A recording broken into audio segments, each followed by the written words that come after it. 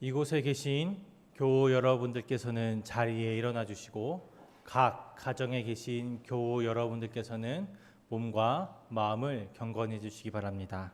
이제 영과 진리로 7월 12일 주일 예배를 하나님께 드리겠습니다. 시와 찬송과 신령한 노래들로 서로 화답하며 너희의 마음으로 주께 노래하며 찬송하며 범사의 우리 주 예수 그리스도의 이름으로 항상 아버지 하나님께 감사하며 그리스도를 경외함으로 피차 복종하라. 아멘.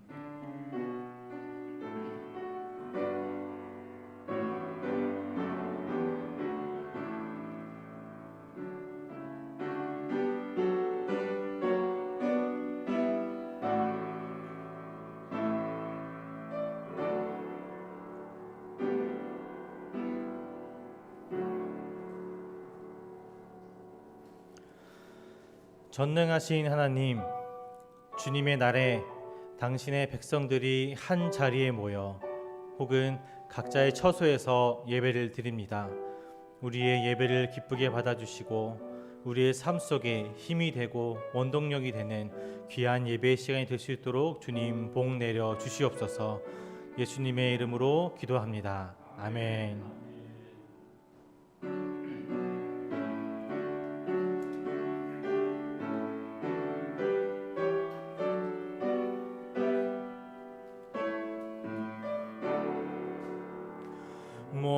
목소리 높여서 주 찬양하여라. 영광과 권세와 존귀와 위엄을 오늘이 다스리시는 만왕의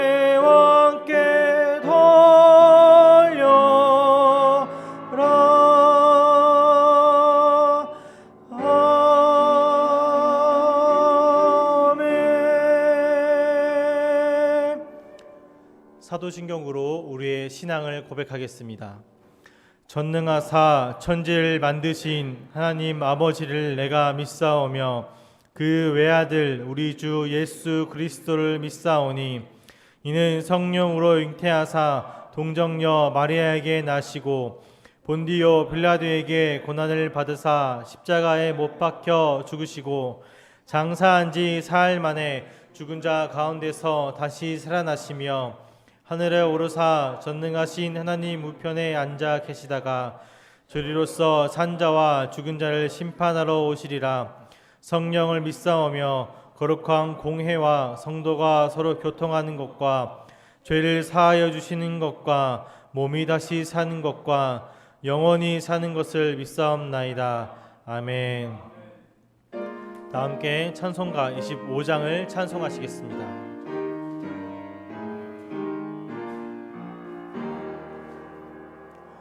멸류관 벗어서 주 앞에 드리세.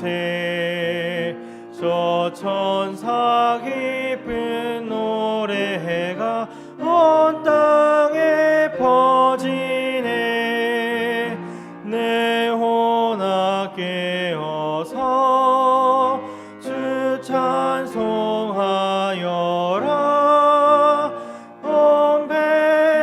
죄를 속하신 만왕의 왕일세. 멸류관 벗어서 주 앞에 드리세. 그 손과 몸의 상처가 영광 중 빛나네. 하늘의 천사도 그 영광 보고서 고난의 신비 알고자 늘 임모하도다. 멸류관 벗어서 주 앞에 드리세. 온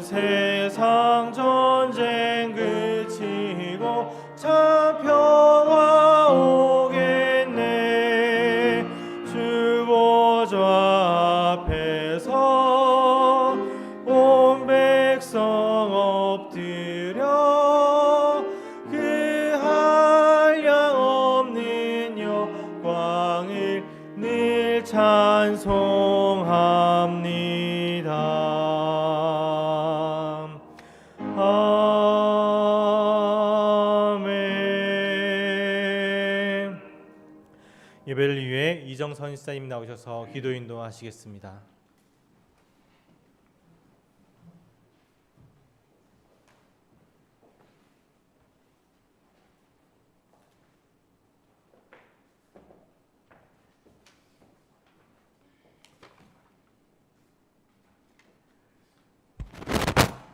기도드리겠습니다. 사랑이 넘치시는 아버지 하나님, 저희가 오늘도 이 자리에 모여서 하나님께 예배드릴 수 있게 하심에 감사드립니다. 오늘 주일 예배, 죄 많은 제가 특별히 세 가지를 하나님께 아뢰옵니다. 저희에게 가장 중요한 삶이요 축복인 복음 누리고 전하는 예배를 회복하게 하시옵소서. 저희는 지금 우한 코로나로 인해서 나타난 여러 상황으로 마치 광야 생활을 경험하는 듯합니다. 복음의 언약 붙잡고 이 광야 생활을 이기는 복음의 능력을 체험하는 예배가 되게 하시옵소서.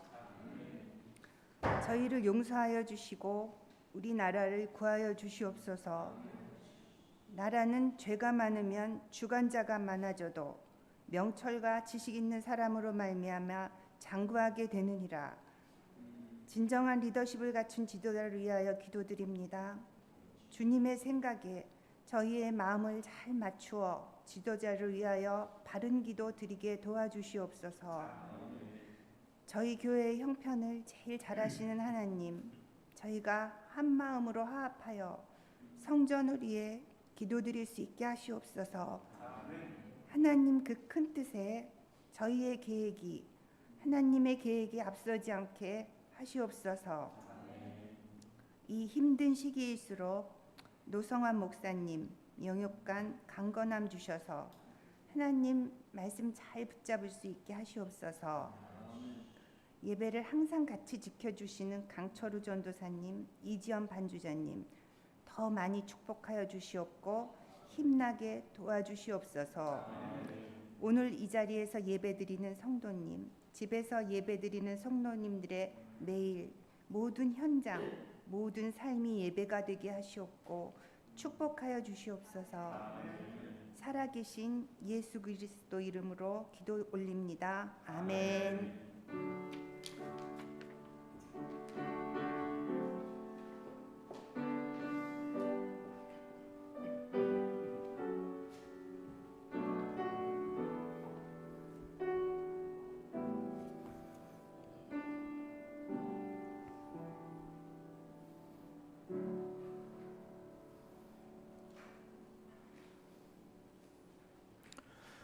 오늘 선포되는 하나님 말씀은 고린도후서 1장 4절에서 9절까지 말씀입니다.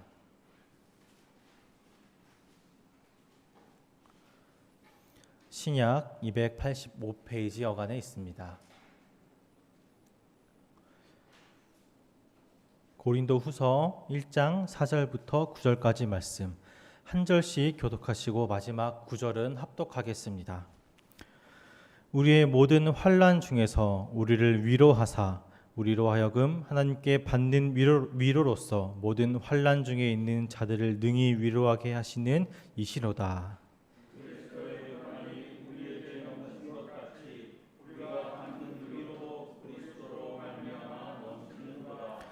우리가 환난 당하는 것도 너희가 위로와 구원을 받게 하려는 것이요 우리가 위로를 받는 것도 너희가 위로를 받게 하려는 것이니 이 위로가 너희 속에 역사하여 우리가 받는 것 같은 고난을 너희도 견디게 하느니라.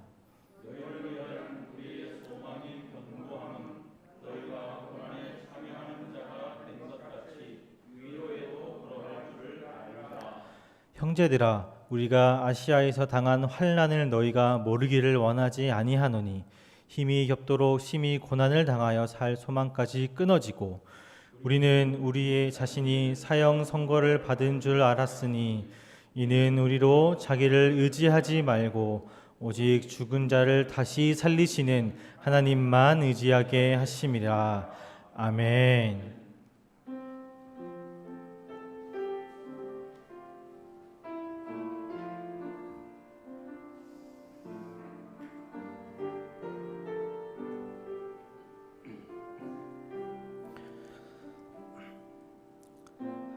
사랑과 은혜가 풍성하신 하나님 아버지 감사합니다. 지난 한 주의 우리의 삶 속에 주님의 자비로운 손길을 느낄 수 있도록 인도하신 것 감사합니다. 고난과 슬픔의 연속 가운데 있지만 주님께서 그 가운데 우리를 붙들어 주셨음에 우리가 한 주를 살 수 있었음을 고백합니다. 우리의 이런 마음을 담아 주님 앞에 정성 어린 예물을 드리오니 주님 이 예물을 기쁘게 받아주시고 또 새롭게 시작되는 이 한 주에 더욱더 주님의 풍성하신 은혜와 손길을 느끼며 힘있게 살아갈 수 있도록 주님 인도하여 주시옵소서. 예수님의 이름으로 기도합니다. 아멘. 교회 소식 전하겠습니다. 오늘 현장에 오신 교우 여러분께서 아시겠지만 오늘부터 여러분들의 수기로 기록했던 방문 기록 대신에 QR코드 방식을 오늘부터 시험에서 시행하였습니다. 혹시 안내를 받지 못하신 분들이 계시다면 예배 후에 제가 따로 안내해 드리도록 하겠습니다. 교회 카톡방을 통해 우리가 함께 기도해야 하는 기도 제목들을 올려드렸고 혹시 받지 못하신 분들은 유인물로 교회 뒤편에 준비되어 있습니다. 참고하셔서 함께 마음을 모아 기도해 주시기를 부탁드리겠습니다. 우리 다 함께 옆에 있는 분들 또 앞뒤에 계신 분들과 짧게 인사하며 교제하는 시간 가져보도록 하겠습니다.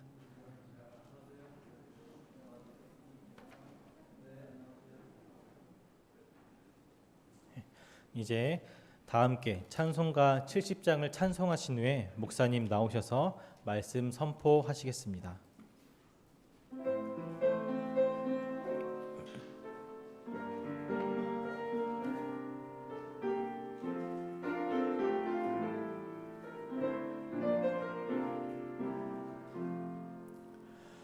피난처 있으니 환난을 당한 자 이리 오라.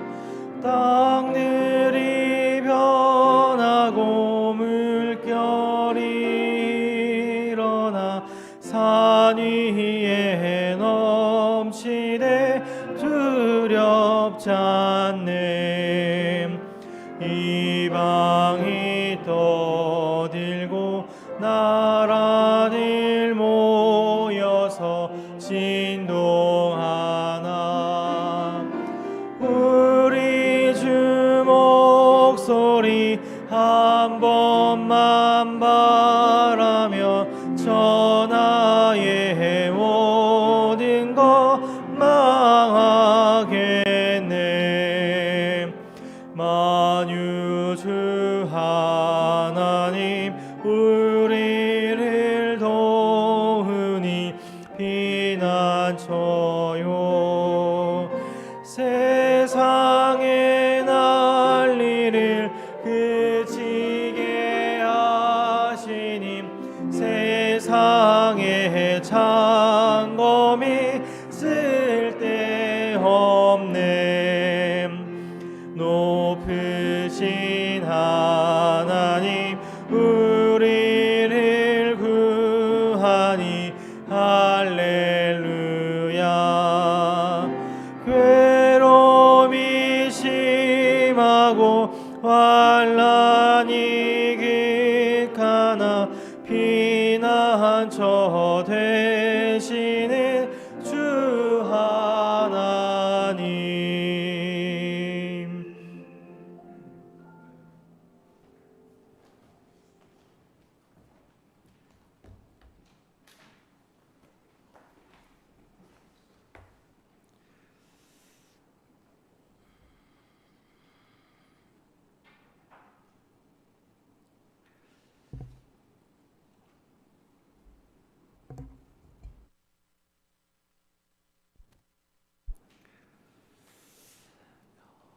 억울하고 답답한 것을 좋아하는 사람이 누가 있겠습니까?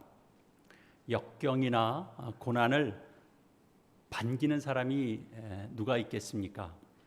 이런 일들은 대부분 다 고통을 수반합니다. 고통스러운 일을 좋아하는 사람은 아무도 없습니다. 그것은 육체의 고통이든 마음의 고통이든 고통은 다 달갑지 않습니다. 그러나 인생에는 우리가 원하지 않아도 감당하기 어려운 그런 힘든 일들이 우리 삶에는 일어납니다. 환난이라고밖에는 달리 표현할 수 없는 일들이 우리 인생에 닥치죠. 그런 일들은 내가 잘 처신했는가, 그렇지 못하는가 이런 것과 상관없이 내가 통제할 수 없는 영역에서 또 수많은 변수들에 의해서 발생합니다. 우리가 현재 겪고 있는 이 바이러스와의 싸움도 그렇습니다. 나 하나 우리만 잘 처신한다고 안 겪게 되는 일이 또 아닙니다. 우리가 인식하지 못하는 그런 작은 그런 변수들이 또 어느새 이제 재앙으로 우리에게 닥치곤 합니다. 경제 활동이나 무슨 교육 환경이나 가정의 미래나 개인의 일상 이런 것들을 살아가는데도 느닷없는 이 재난과 같은 그런 상황 앞에 우리가 다 직면하게 됩니다. 한 개인이 이런 상황에서 도대체 뭘 할 수 있을까 싶은 그런 일들은 결국 우리에게는 큰 고난이고 그리고 환난입니다. 그런 일들을 겪으면 인간의 무력함을 느끼게 되지만 그럼에도 우리가 확신하는 것은 우리를 사랑하시고 그리고 우리를 도우시는 하나님이 우리와 여전히 함께 하고 계신다라는 사실입니다. 성경은 우리가 믿는 하나님을 만물을 창조하시고 주관하신 주관자라고 우리에게 알려주십니다. 성경은 그 하나님은 우리에게 구원의 손을 뻗치시는 하나님이시고 막다른 길을 만나면 피할 길을 내시는 하나님이시고 광야와 같은 척박한 길을 갈 때도 먹을 것을 허락하시는 하나님이시고 절망 중에서도 건지시는 하나님이시고 그리고 죽음 가운데서도 소망을 붙들게 하시는 그런 하나님이십니다. 우리가 그 하나님을 믿는다면 아무리 우리의 어떤 지각 그리고 우리의 능력을 벗어나 있는 우리가 도대체 이런 상황에서 뭘 할 수 있을까 싶은 그런 환난들이 우리 앞에 닥친다 해도 우리가 걱정할 이유가 없습니다. 바울은 현재 고통 중에 있고 그리고 역경 속에 있고 속에 슬픔이 있는 그런 성도들에게 하나님을 가르칩니다. 그 하나님은 위로의 하나님이십니다. 위로의 하나님을 지금 전하고 가르치고 있습니다.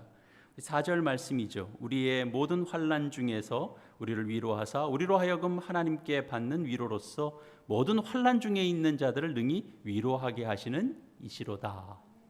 하나님은 당신의 자녀된 백성들이 환난을 당할 때 무관심하게 관망하시는 분이 결코 아닙니다.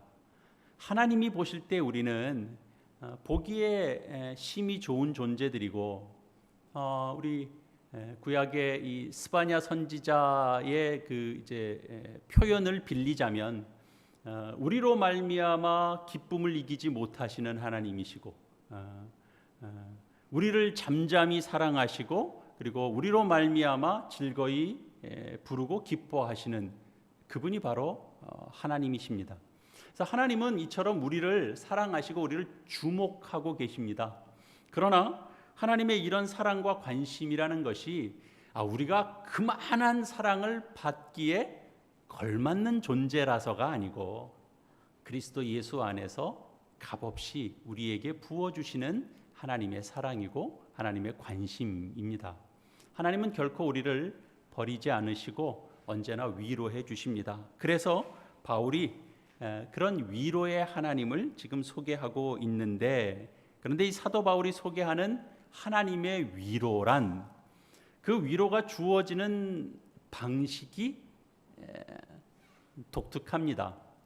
그러니까 우리가 쉽게 위로의 하나님 위로해 주시지. 그러면 그냥 쉽게는 위로가 하늘에서 그냥 뚝 떨어질 수도 있겠구나 그렇게 생각할 수도 있습니다. 그러나 여기 보면 하나님은 분명 우리를 위로하시는 분이시지만 우리로 하여금 하나님께 받는 위로로서 모든 환난 중에 있는 자들을 능히 위로하시는 분이시다라고 소개하는 거죠. 쉽게 말하면 무슨 말이냐? 하나님은 사람을 통해서 위로하신다, 그런 의미가 됩니다.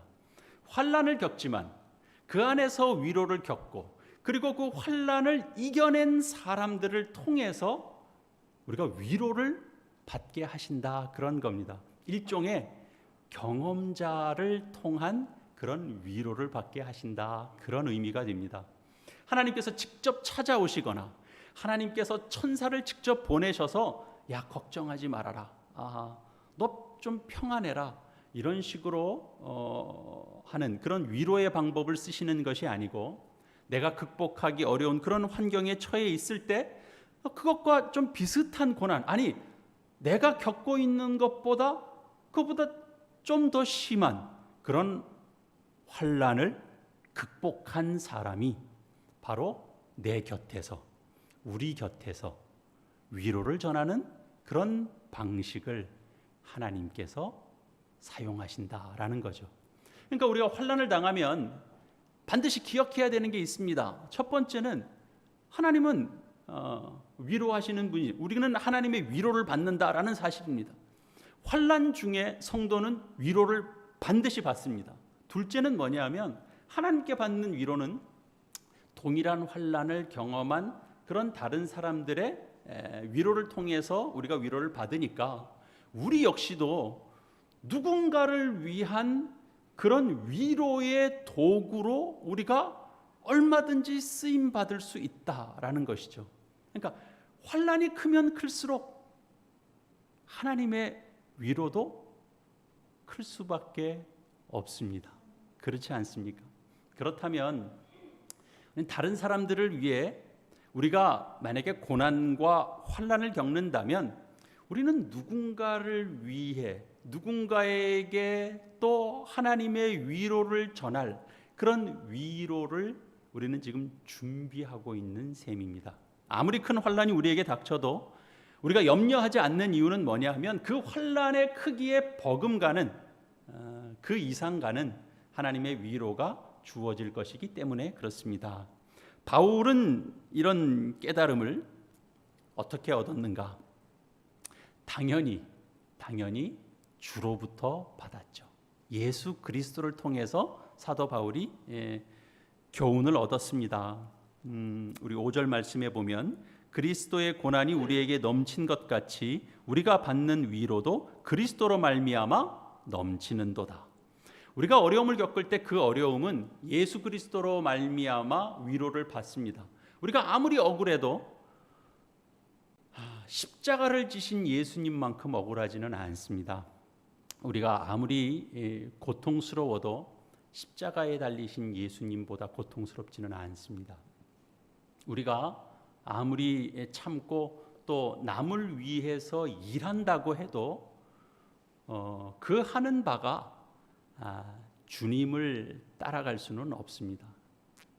우리가 아무리 이건 정말 해도 너무하다, 이건 정말 억울해도 너무 억울하다라고 말하는 것도 우리가 예수님을 보면 위로를 받을 수 있습니다.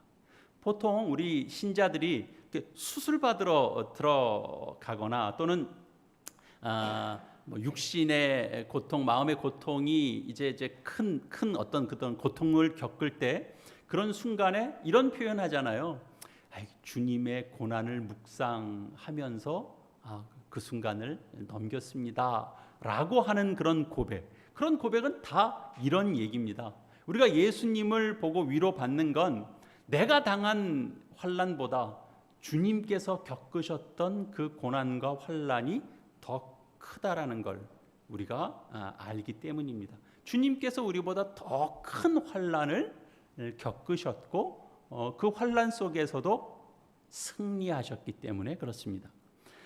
그리고 뿐만 아니라 예수님이 받는 고난이 우리에게 넘친 것 같이라고 이제 말함으로 해서 그 고난이 예수님의 고난을 보면서 나보다 더 큰 고난을 받으셨지, 더 힘든 환난을 겪으셨지라면서 그냥 위로를 받는 정도가 아니고 예수님이 당하신 그 고난을 통해서 그 고난이 내게 은혜를 끼쳤잖아요. 그렇게 끼친 것처럼 우리가 받는 고난도 어떤 사람에게는 위로를 주고 그리고 유익을 끼칠 수 있는 그런 고난으로 발전된다라는 겁니다.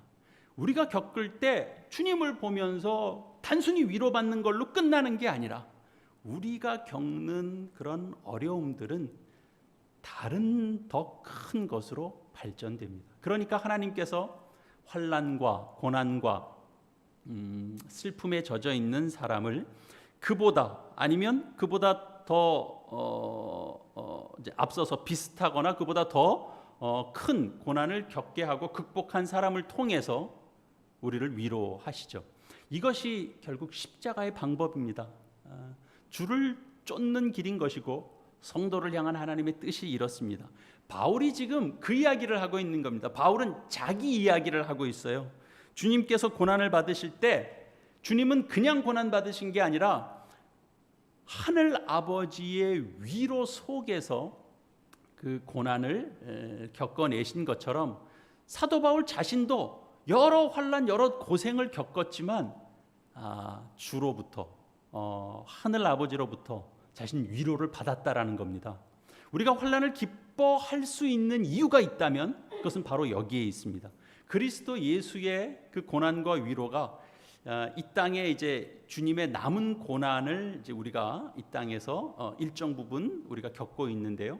그런 우리에게 위로의 원천이 되죠. 주님의 그 당하신 고난이.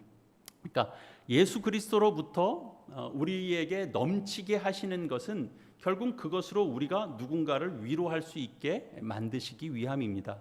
바울은 자신이 당한 그 고난엔 목적이 있다 이렇게 분명히 밝히고 있는데요. 6절에 그 내용이 있죠. 너희가 위로와 구원을 받게 하려는 것이다 라고 밝히고 있습니다. 그러니까 환난과 역경을 감수하는 이유는 무슨 의무감이나 누가 막 강요해서 참고 견디고 있는 게 아닙니다. 바울은 언제나 자원하는 마음으로 그 사역을 했습니다. 고린도 교회 성도들을 위해서도 내 재물도 허비하고 그리고 나 스스로도 내가 허비하며 그들을 섬길 것이라고 말한 바가 있습니다. 자신이 당하는 고난이 동일한 일을 겪는 이들에게 분명한 위로와 구원을 줄 것이기 때문에 그래서 기꺼이 기쁨으로 복음과 함께 고난을 받겠다라는 거죠. 우리 역시도 이 땅에서 고난과 환난을 겪을 때 이 사실을 기억해야 됩니다. 반드시 기억해야 됩니다. 무엇보다 환난을 당하는 우리에게 주님의 위로가 반드시 있다라는 사실이고 그 위로뿐만 아니라 동일한 고난을 당하는 자들에게도 분명하게 그것이 전해진다. 위로로서 전해진다라는 사실이죠. 7절에서 바울이 이렇게 말합니다. 너희를 위한 우리의 소망이 견고함은 너희가 고난에 참여하는 자가 된 것 같이 위로에도 그러할 줄을 알미라. 바울은 단순히 고난과 위로의 어떤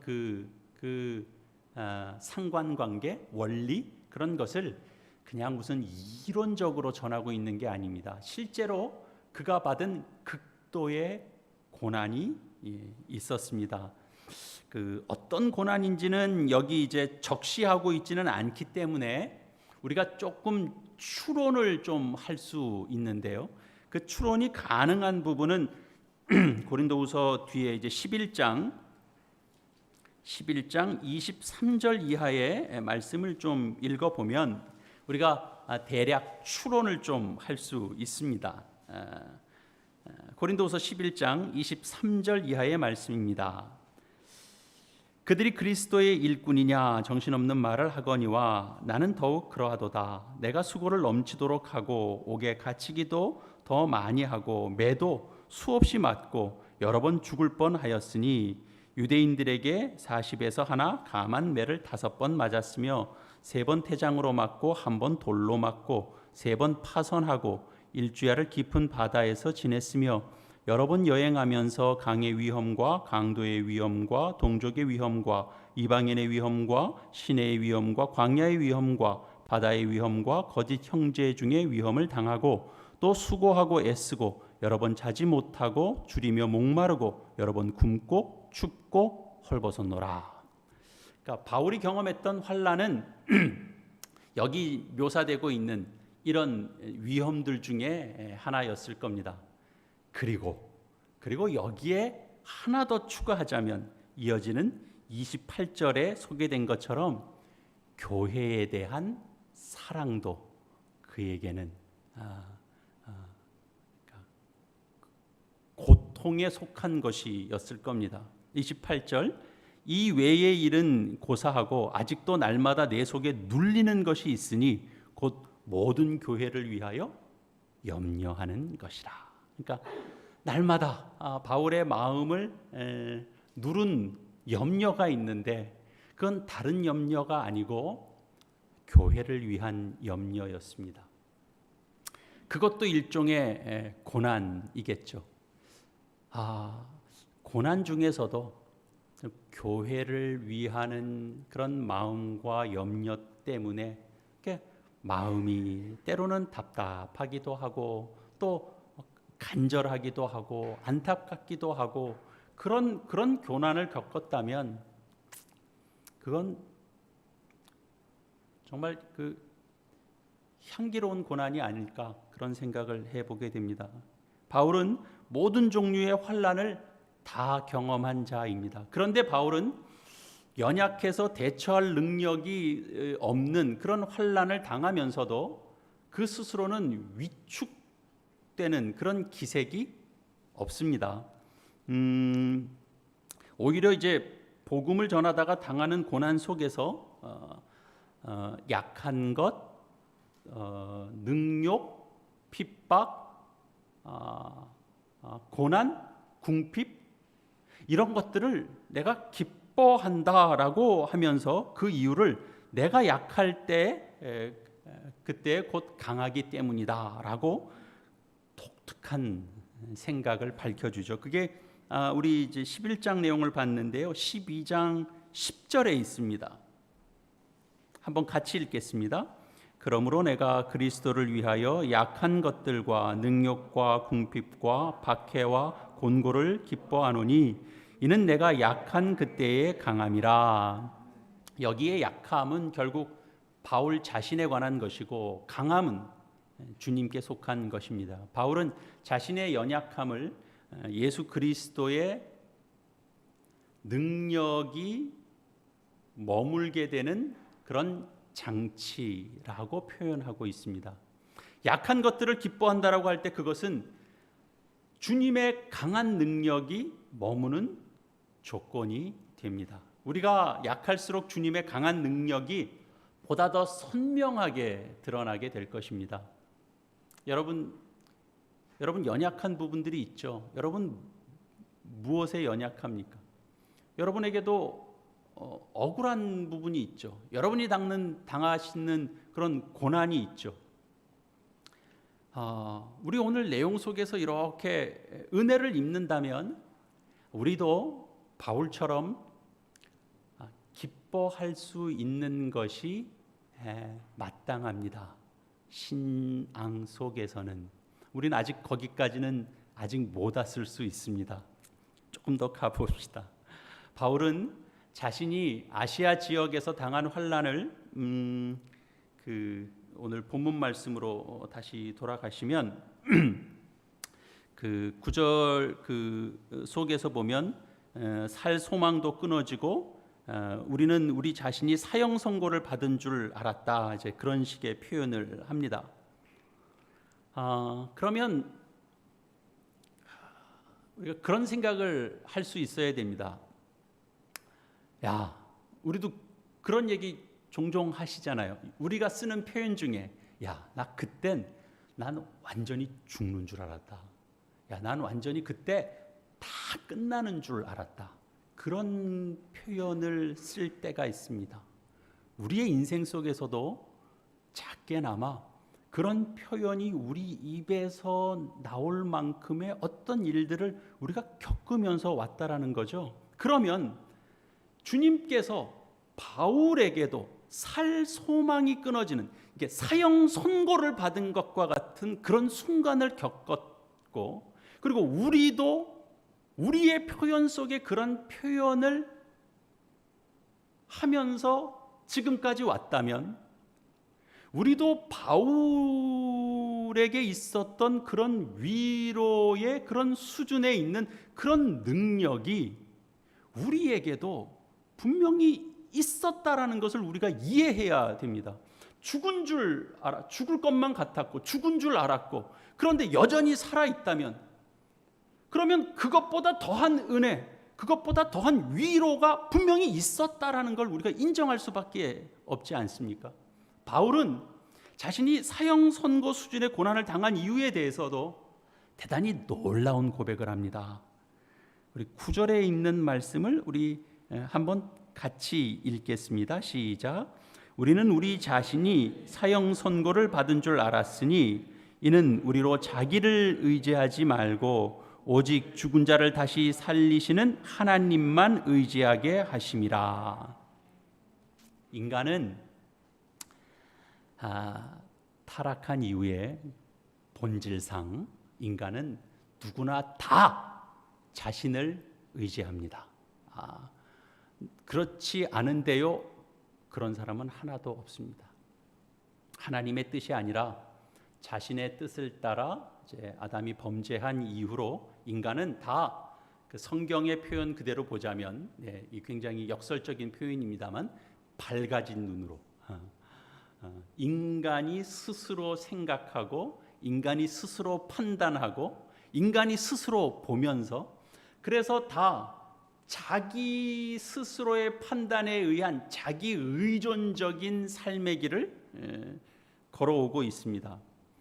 이건 사실 대단히 어리석고 대단히 미련한 길이죠, 분명히. 그러나 인간이 그걸 돌이킬 수 있느냐? 돌이킬 수 없습니다. 그런데 그런 자기 의존적인 길에서 돌이켜서 어느 한순간이라도 내가 내 자신이 아니라 내가 하나님을 의지하게 된다라면, 그건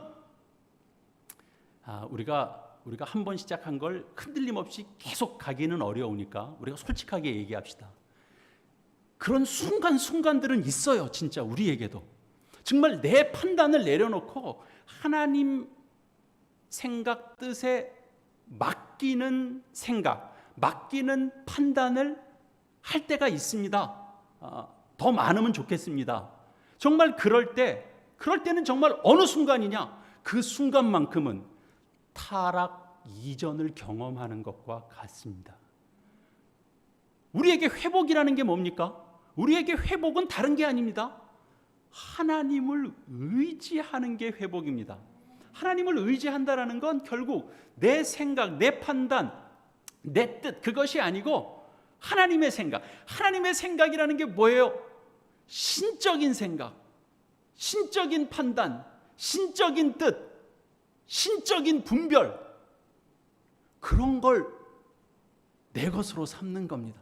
감히 인간이 하나님다운 생각, 하나님다운 선택, 하나님다운 감수, 하나님다운 사랑과 용납, 그런 걸 하는 겁니다. 그래서 잠언이 계속 얘기하는 거, 뭐가 복이라고요? 하나님을 의지하는 게 복이라고요. 하나님을 경외하는 게 복이라고요. 그럴 수밖에 없죠. 하나님을 의지하는 건 인간이 가질 수 없는 걸 갖는 거니까 그건 당연히 복이 되죠. 신자가 하나님을 의지한다라는 것은 그 안에 신적인 생각, 신적인 분별, 신적인 판단을 하고 있다라는 것과 같습니다. 그래서 너무 큰 복입니다. 이런 복을 주시려고 하나님은 우리에게 뭘 주시냐? 강함을 주는 게 아니고 연약함을 주시고, 우리에게 아무 걱정할 일 없는 안락함을 주시는 게 아니라 고난도 주시고 환난도 겪게 하십니다.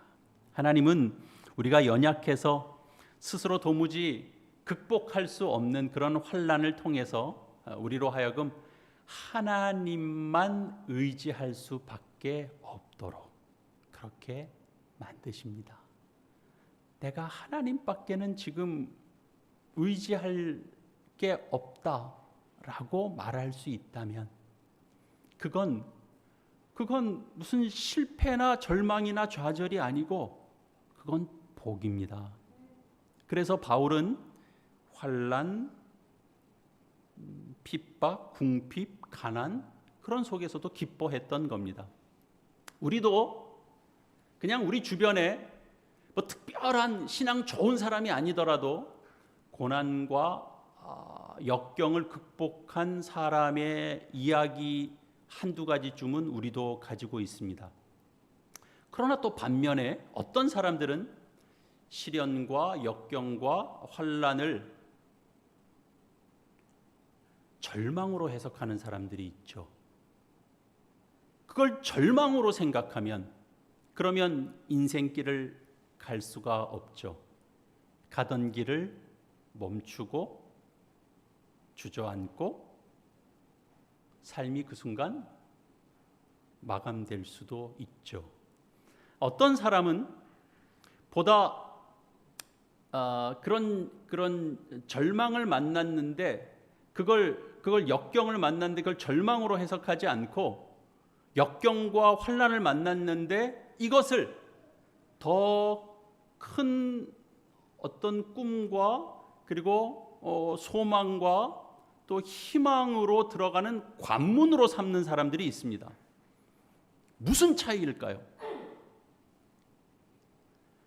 인간의 눈으로 그냥 내가 가진 딱 내 수준의 내 눈으로 바라보고 내 생각 속에서 내가 본 걸로 신뢰하고 선택하면 그러면 절망밖엔 보이지 않습니다. 자신을 신뢰하면 신뢰할수록 인간의 눈에는 절망적인 것밖에 보이지 않습니다. 그러나 하나님의 섭리하시는 눈으로 우리의 삶의 역경과 환난을 바라보면 그 속에서 새로운 희망이 보입니다.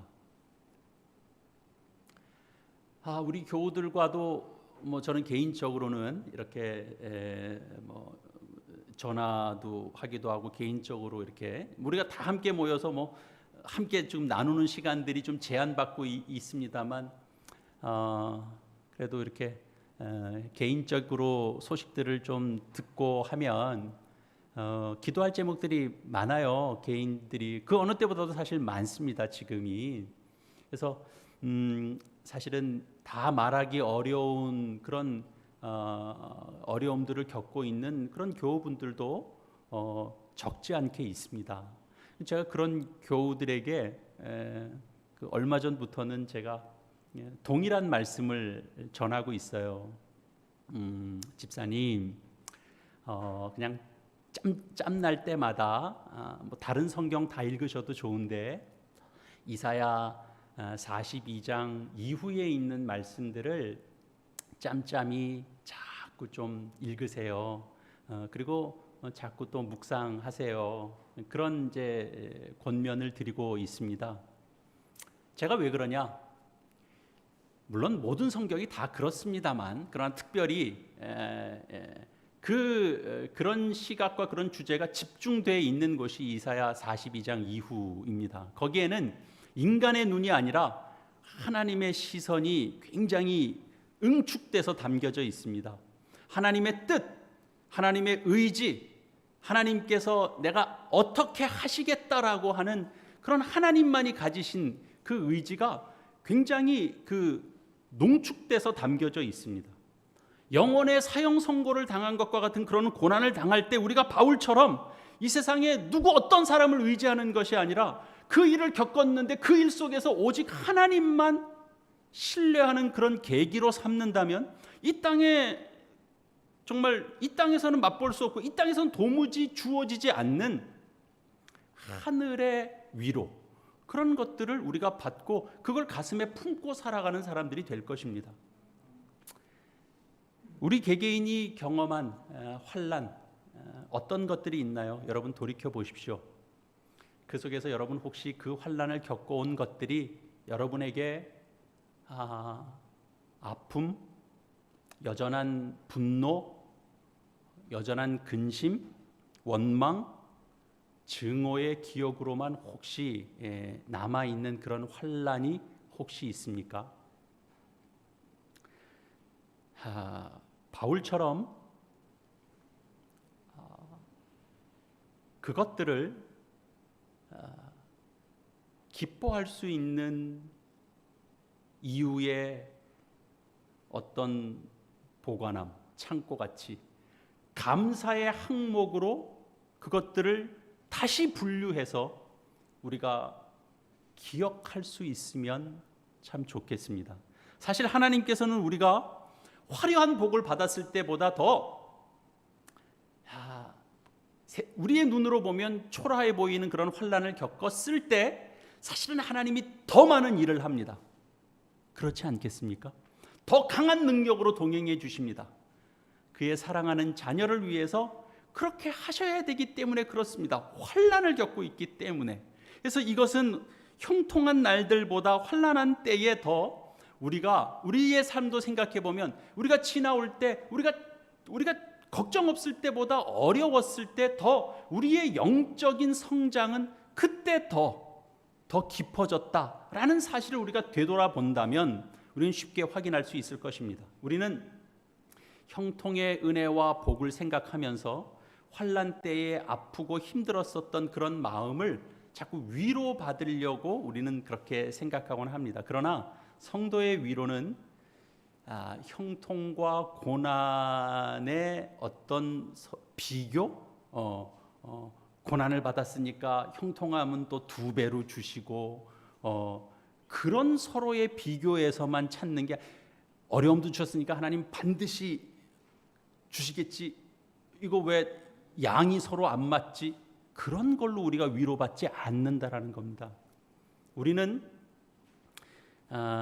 환난보다 형통이 더 많으면 그때 더 비로소 기뻐하고 더 감사하고 위로받는 자들이 아닙니다. 사도들의 가르침에 보자면 야고보 사도도 그런 표현을 했습니다만 성도는 환난도 온전히 기쁘게 여길 줄 아는 자들입니다. 독특한 사람들입니다. 왜냐하면 환난은 우리가 하나님을 보다 더 전적으로 신뢰하고 하나님의 능력과 위로를 경험하는 가운데 또 동일한 어려움과 환난 가운데 있는 이웃에게 또 최고의 위로를 전하게 되는 그런 과정이 되기 때문에 그렇습니다. 앞으로도 우리에게 어려움이 있을 것입니다. 그러나 거기에는 반드시 하나님의 선한 뜻이 있습니다. 그래서 고난이 있거나 환난을 당할 때 그걸 내가 누구 때문에 내가 이 고생을 하고 있지라고 생각하시지 마시고 우리가 겪는 어떤 어려움들은 그것은 다 우리를 위하는 것이고 그리고 나를 위해 하나님께서 허락하신 어떤 부분들이다. 우리 그렇게 이해할 수 있어야 됩니다. 그렇게 내가 그것을 감사로 받아들일 수 있어야 됩니다. 형통함 속에서뿐만 아니라 역경과 고난과 환난 속에서도 기뻐할 수 있는 그것은 오직 복음의 능력 안에 있을 때만 가능합니다. 여러분 모두가 그 일을 가능케 하는 복음의 능력 안에 온전히 머무시고 그리고 복음의 능력이 이렇게 일하시는구나. 우리도 이 말씀이 뜬구름 잡는 말씀이 아니라 우리 스스로도 고개가 끄덕여지고 아멘이라고 받아들여지고 내가 누구 앞에서도 이 말씀을 주의 진리의 말씀으로 전할 수 있는 그런 복음의 능력 안에 여러분 모두가 함께 머물고 누리는 우리 모두가 되기를 이 말씀으로 축원합니다. 오늘 이 말씀을 기억하면서 이 말씀과 함께 또 조화를 이룬 우리의 삶이 되기 위하여 우리가 어떻게 간구하며 나가야 될지 우리 이 시간 함께 화음의 기도를 주님께 올려드리겠습니다. 함께 기도하겠습니다. 아버지 하나님 감사합니다. 고난이 참 싫고 어렵고 힘든데 아버지 하나님 우리에게 환난을 당하게 하시는 속에서 바울은 지금 주님을 하나님을 위로의 하나님으로 전하고 있는 아버지, 우리는 언제나 우리 마음속에 고난과 역경이 우리에게 빨리 지나가기만을 바라지 고난은 아무것도 만들어내는 것이 없는 것처럼 우리는 버려져야 할 것처럼 생각할 때가 얼마나 많은지 모릅니다. 그러나 하나님, 우리 연약한 실체를 보게 하는 아버지 하나님께서 그 은혜가 있는 것을 보게 하오니 주님, 우리가 그렇게 나가게 하여 주시옵소서. 아버지 하나님, 주님의 은혜 가운데 나갈 수 있도록 주님의 고난이 묵상하며 내 생각과 내 뜻이 아니라 주님의 생각과 주님의 뜻을 따라갈 수 있도록 아버지 하나님 도와주시고 인도하여 주시옵소서. 나를 연약한 것을 드러내게 하시는 하나님의 은혜로 나아갈 수 있게 하여 주시옵소서. 그래서 오직 하나님만 의지하며 살아가는 우리의 삶이 될 수 있도록 아버지 하나님 도우시고 인도하여 주시옵소서. 이 교회 가운데 그 한 사람 한 사람의 삶 가운데 질병과 육신과 마음의 고통 가운데 있는 환난을 당한 이들에게 아버지 하나님 도움이 위로의 손길을 펼칠 수 있는 쓰임받는 인생으로 하나님 살게 하여 주시옵소서. 주님 감사합니다.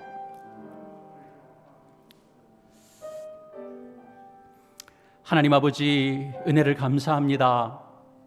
고난은 싫고 고통은 더더욱 싫고 안락함이 좋고 평안함이 좋고 걱정 근심 없이 사는 것이 좋기만 하던 저희 인생을 주님께서 불러내셔서 고난과 역경과 환난이 있는 이유를 알게 해주시니 아버지 감사합니다. 위로받게 하시려는 주님의 뜻을 발견합니다. 우리의 연약한 실체를 보게 하시고 그래서 주님 찾게 하시고 주님만 의지하게 하시는 가장 큰 복을 누리게 하시려는 주님의 뜻을 깨닫습니다.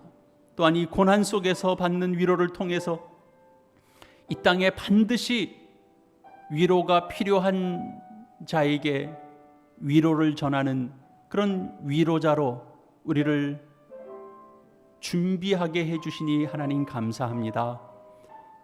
주의 말씀과 간섭이 없으면 우리는 그저 내 뜻, 내 생각, 내 판단대로 살다가 절망으로 끝날 수밖에 없는 인생들입니다.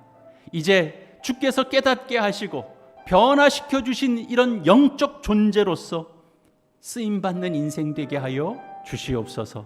환난 때문에 절망이 아니고 환난 때문에 우리가 비로소 정상으로 회복되었다고 주님 앞에 감사 고백하게 하여 주시옵소서. 환난 때문에 주님을 전하며 위로자의 인생을 살고 복음 안에서의 생명과 참된 능력을 덧입는 자 되도록 주님 은혜 내려 주시옵소서. 이 땅에서 영육으로 사망 선고와 같은 일을 당한 것이 오히려 주를 의지하게 하는 가장 큰 복으로 이 땅에서 아름다운 결실을 맺을 수 있도록 주님 은혜로 간섭하여 주시옵소서. 예수님의 이름으로 기도합니다. 아멘. 우리 다 함께 일어나셔서 우리 믿음의 찬양, 우리 찬양 620장 3절 우리 함께 찬양하시겠습니다.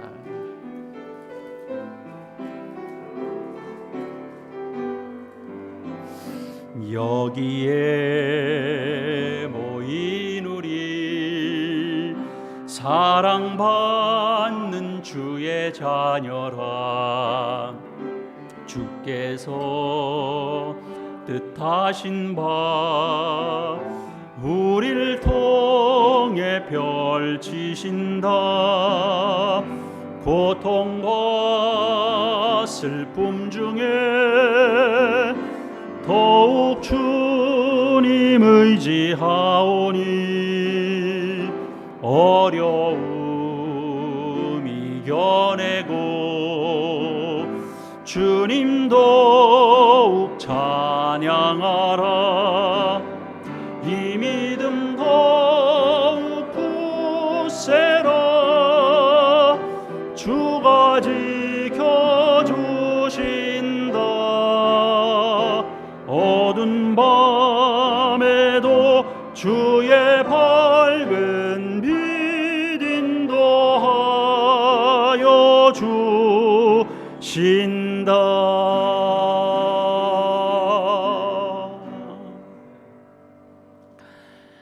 이제 여러분은 세상 가운데로 나가게 됩니다. 그 세상은 고난과 환난보다 안락과 형통과 보장을 원합니다. 그 세상에서 환난이 복된 이유임을 전하고 고난과 환난조차도 기쁘게 여길 줄 아는 복음 안에서의 사람들로 살아가시기를 바랍니다. 이제는 우리 주 예수 그리스도의 은혜와 하나님 아버지의 무한하신 사랑과 성령의 교통하심이 주의 날 기쁨으로 예배하고 말씀 안에서 변화되어 새 마음을 품고 돌아가는 주의 모든 자녀들 위해 영원토록 함께 있을지어다. 아멘.